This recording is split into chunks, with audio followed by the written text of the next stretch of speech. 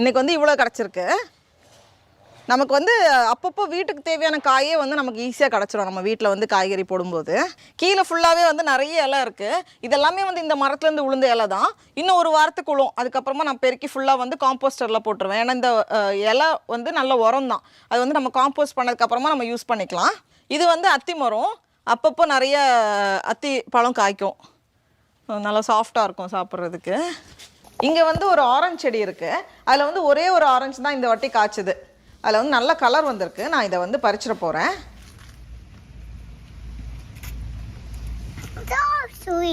ஸ்வீட்டாக இருக்கா? அந்த ஆரஞ்சோட ஸ்வீட்டாக இருக்கா? அப்படியா? பார்ப்போமா?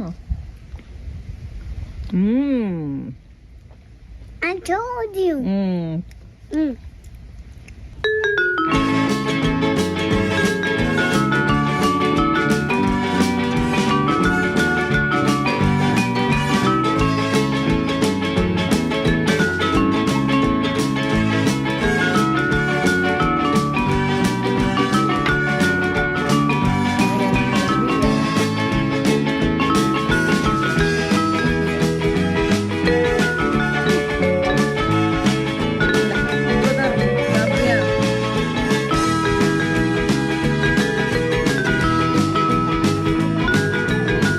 இது வந்து டோனட் பீச் மரம். இதில் வந்து போன வருஷம் டோனட் பீச் காய்ச்சிருந்தது.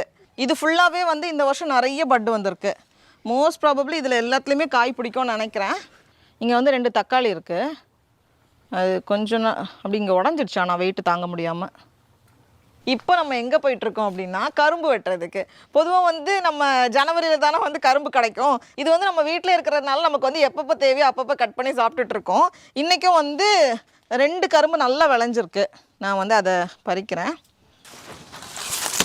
ஓகே, பறிச்சாச்சு பாருங்கள், செம்மல்ல.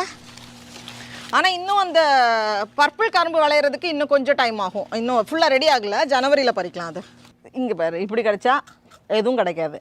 இங்கே இருக்குல்ல, இந்த பல்ல வச்சா இந்த ராஜ்கிரண் சிக்கன் சாப்பிட்டு கொடுத்த மாதிரிலாம் இருக்கு. குட் பீஸ் தரேன். நான் உள்ளே இருக்க பீஸ் தரேன், கொஞ்சம் சாஃப்டாக.